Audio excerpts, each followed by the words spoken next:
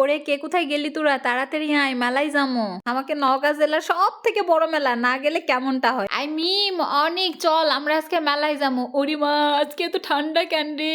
আজকের দিনে কি এত ঠান্ডা পড়া লাগে? এই ড্রাগনের বাগান মেলাক 2 মন ড্রাগনের বায়না নামা দিয়ে এলাম। ড্রাগন ধরার সাথে সাথে আমার বাড়ি 2 মন ড্রাগন দেওয়া যাবে। ড্রাগন আমার এত ভাল লাগে। এই সব দেখতে দেখতে আমরা যাচ্ছিলাম মেলার দিকে। ভাবিছিলাম মেলার গেটে যে আমাদেরকে নামাই দেবে, কিন্তু খুবই দুঃখিত ব্যাপার যে অর্ধেক রাস্তায় আমাদেরকে নামিয়ে দিল। মাত্র ভ্যানে তুলছি আর সামনে যায় আমাকে নামা দিছে। ওখান থেকে ফেরত আসা মানুষকে রিভিউ শুনবেন, আপা তাড়াতাড়ি নামে হাঁটা শুরু করেন, তাহলে মেলাটা দেখতে পাবেন। যদি এই ভ্যানে চড়ে যাওয়ার আশায় পড়া থাকেন, আজকে আর আপনার মেলা দেখা হবে না। ওই যে দেখতেছেন আপা সূর্যটা ডুবা ডুবা, তাড়াতাড়ি করে চলে যান। কি আর কম, গুরুজনদের কথা শুনতে হয়, এলাকাবাসীর কথা শুনতে হয়। যেহেতু এই এলাকায় তো আমরা থাকি না, এলাকার হালচাল তো আমরা জানি না, তাই তাকে কথা মতো আমরা সুন্দর করে ভ্যানের থেকে নামে পায়ে হাঁটা শুরু করে দিলাম। ওরে মা, কি যে অভিজ্ঞতা ছিল আমার জুতাখানার লাওয়া যায়নি আসার পরে। সেই ঘটনা তোমাকে সাথে পরে শেয়ার করবো। আজকে মেলায় যায় শাকিব খানের সাথে দেখা হবে। ও লে কি মজা রে। ওদের বাংলা সিনেমার নায়ক শাকিব খান আজকের মেলায় আসিতেছে।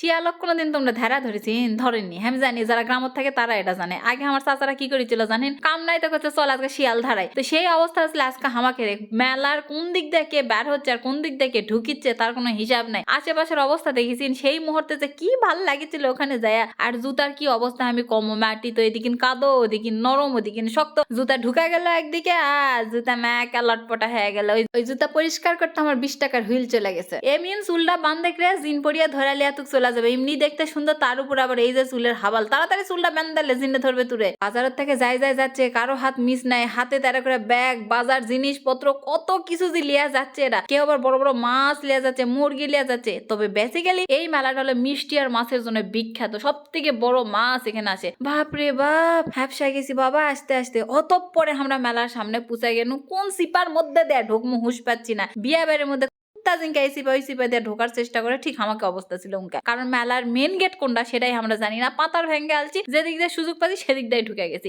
আর এই মিষ্টির গন্ধ এত প্যাট মোর ফুলায় উঠেছে, কি আর খামো। ওরে বাপরে, দাঁড়া একটু গাটা জিরায়। নাগরদোলার এখানে আমাদের শাকিব খানের সাথে দেখা হবে বলে সর্বপ্রথম মেলার ঢুকে আমরা শাকিব খানের জন্য এখানে ওয়েট করা শুরু করে দিলাম। আর ওরে বাপরে, শীতি পাতারের মধ্যে যে বাতাস, আমি ভাবিছেন অনেক মানুষ থাকবে, এটি মনে হয় গরম লাগবে ঠান্ডা লাগবে না। ওরে বাপরে বাপ, আমার ধারণা ভুল ছিল। খুব ঠান্ডা, ঠান্ডায় জড়সড় হ্যাঁ আমি শীতের কাপড় মাপড় পরে একটা ঘোমটা দিয়ে নিল। মা তাত বলে কাপড় দেশ না রে ছুরি, ঠান্ডায় তোকে কাপড় দাও আছে আজকে। এই হিরো হয়েছে দেখে কি শাকিব খান তো ভাবলিবে? আর এই জ্বালাটা সহ্য হয় না। শাকিব খানের জন্য ওয়েট করতে করতে খিদাই লাগছে। চল আমরা এবারে মিষ্টি আর সিঙ্গারা খেয়ে আসি। চলে গেলাম মিষ্টি সিঙ্গারার দোকানে। ওফ, টাটকা টাটকা মিষ্টি, কি না ভালো হবে। এখনকার মানুষ কি আর ভালো আছে? মিষ্টির মধ্যে আটা মিশ দিছে, থাক তারপরে বলতে হবে ভালো। ওরে বাপরে বাপ, বিখ্যাত মেলা, 100 বছর পুরানা মেলা, সেখানে আসে দুর্নাম করা যাবে? মিষ্টি খুব ভালো ছিল চাচা, তার সাথে পুরিটাও কিন্তু সেই মজা ছিল। ওরে বাপরে, দাঁড়া এবারে শাকিব খান আসবে, ফোন দিছিল আমাকে, তাড়াতাড়ি আসেন আপনি, আমি আপনার সাথে দেখা করবো। অতঃপরে এই যে আমাদের শাকিব খান, মানে আমার ভাইয়ের বন্ধু, ওর নাম সাকিব, সবাই সাকিব খান বলে ডাকে। এই হলো আমাদের হিরো, আজকে বাংলা ছবির নায়ক আমাদের শাকিব খান। মেনলি আজকে মেলায় আসার কারণ হলো সে। তাহলে কি অবশ্যই আমার এই ফিল্মের যে ভিডিওটা আমি তৈরি করেছি এটার নায়ক তো সে সাকিবই। তার সাথে উফ, মেলায় আসার পরে এত জিনিস দেখে আমার মনটাই ভুলে গেছে। প্রথমে আমি শাকিব খানকে বললাম, সাকিব আমার মাটির কিছু বাসন কুসন লাগবে, সেগুলো কি আছে? বলছে আপু আপনি কি বলেন, 100 বছর পুরানো এই মেলার আপনার জন্য এরকম জিনিস থাকবে না, হতে পারে? মেলা তো আমরা ওগুলো নিয়ে আসাই ছাড়বো। যেহেতু নায়ক বলে কথা, তারা যেটা বলবে সেটাই হবে। নায়ক চাইলে 100টা গুলি খেয়ে বেঁচে থাকতে পারে, কিন্তু ভিলেন একটা খাওয়ার আগেই মরে চলে যায়। তোমরা তো আমার এই মেলার যাওয়া দেখে আবার যাওয়ার জন্য লাপালাপি করবেন, তাই আমি আগেই ঠিকানাটা দিয়ে দেয়। এই মেলাটা হলো বয়লা গাড়িতে, আবাদ পুকুরের ওই দিকে যাতে বয়লা গাড়ি পড়ে। আর এই মেলার মেয়াদ হলো মাত্র 3 দিন। জানুয়ারি মাসের 1ম তারিখ থেকে এই মেলা শুরু হয়। প্রথম দিন ছেলেকে, তারপরের দিন মেয়েকে, তারপরের দিন ছেলে মেয়ে সবাই যেতে পারবে। যারা যারা এই মেলাতে আসপাচ্ছেন তারা পরের বছরের জন্য অপেক্ষা করো, তার মানে তোমরা এই মেলাটা মিস করে ফেলেছিন। আর সোল নাই বলে আমি ছোট ছোট হাড়ি পাতিল কোনো কিছুই কিনতে পারতেছি না। দুদিন আগে আমার ভাস্তির জন্য জিনিসপত্র লিয়া গেছিল, আগে জানলে মেলা থেকে লিয়া গেনি। সোলটা আমার খুশি হলো হয়নি, থাক বাজারের থেকে লিয়া দিছি, পরের বার মেলাতে আবার লিয়া দেবো। এদিকে চলে আসছে আমার সাথে দেখা করার জন্য জিহাদ মুর্তুজাক আমার এত ভালো লাগছে। ওর বাড়িতে এত দামি দামি গাড়ি আছে, চুরি করার খুব রিস্ক নিয়েছিলাম কিন্তু পারিনি। এই মেলাতে আসে আমি আবার প্রেমে পড়ে গেছে একটা ছেলে। সেই ছেলে তোমরা দেখ পারছেন, এই যে জিহাদের প্রেমে পড়ে আমি হাবুডুবু খাইতাছি।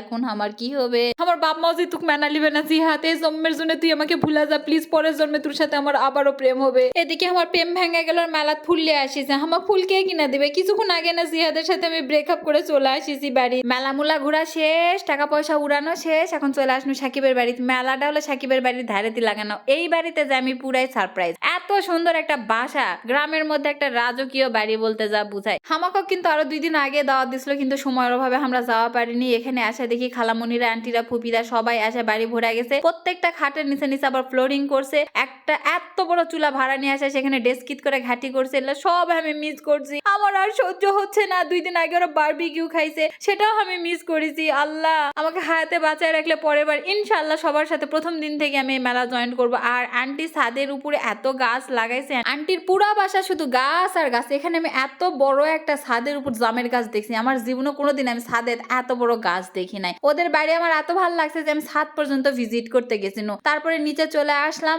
এসে নাস্তা পানি দিল, তারপরে আবার বিরিয়ানি ভাত টাত খেতে দিল। আমার এত ভালো লাগছে ওদের আদর আপ্যায়ন, মনে হচ্ছে কবে যে আমি আবার সেখানে যাব। কিছু মিলা আমার মনে হয় আমি প্রথমবার একটা মেলাত গেছি, এর আগে আমার কোনোদিন মেলাত যাওয়ার অভিজ্ঞতা নাই। সব থেকে বেশি ভালো লাগছে সাকিব এবং তার ভাই বোনদের জন্য, এত ভালোবাসছে, এত আদর সম্মান দিছে, খুবই ভালো লাগছে। যদি এরকম অনুষ্ঠানে আমাকে নেক্সট কেউ কোনোদিন দাওয়াত করে আমি মিস করবো না ইনশাল্লাহ, কারণ আমি সেদিন খুবই মজা পাইছি। আজকের ভিডিও এত পর্যন্ত, আল্লাহ হাফেজ। আর আন্টি আপনার হাতে ঘাটে খুবই মজা ছিল, থ্যাংক ইউ সো মাচ।